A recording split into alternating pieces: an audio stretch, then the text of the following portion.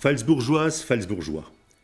En cette période difficile et compliquée que nous pensions derrière nous, sur le plan sanitaire, nous devons malheureusement une fois de plus annuler la traditionnelle cérémonie des vœux en regrettant ce moment de rencontre, d'échange et de convivialité. C'est pour cette raison que je m'adresse à vous par le biais de la vidéo. Ma première pensée va vers celles et ceux qui souffrent de cette situation. Les personnes touchées par la maladie, les personnes qui vivent dans la solitude, les personnes qui ne peuvent pas travailler dans des conditions idéales. Les associations pfalzbourgeoises, qui représentent la vie locale, participent au dynamisme de notre ville et créent le lien social indispensable. Je vous rappelle le bilan des diverses actions menées en 2021 et qui démontrent l'activité de la municipalité. C'est grâce au travail des services administratifs et techniques, aux côtés des élus, que ces résultats ont été obtenus. L'étude du plan de circulation et de stationnement, où les premiers aménagements verront le jour en 2022. Nous souhaitons notamment que la gare routière soit déplacée pour septembre 2022. Le lancement du chantier de la route de Trois-Maisons, avec une fin des travaux prévus pour le premier semestre 2022. La construction d'un nouveau terrain multisport. Des investissements dans les écoles, notamment dans la sécurisation incendie, de nouvelles clôtures, de nouvelles fenêtres et l'acquisition de matériel numérique.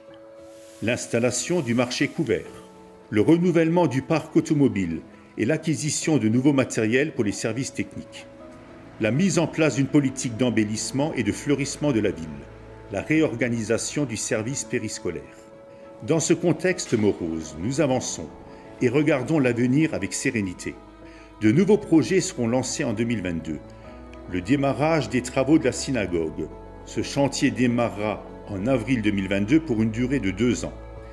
La création d'un nouveau périscolaire à Trois-Maisons, car depuis septembre 2021, les effectifs ont évolué et nos locaux en surface ne nous permettent plus d'accueillir des enfants supplémentaires sur le site.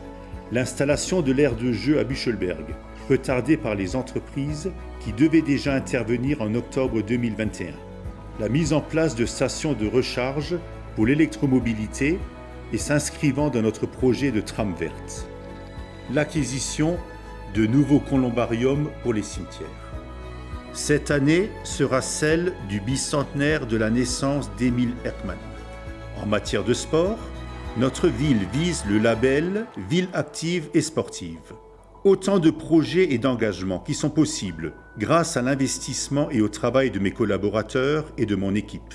Je tiens également à remercier tous les partenaires institutionnels, l'État, la région, le département et la caisse d'allocation familiale qui nous accompagnent et qui nous permettent, par leur financement, de mener à bien nos projets.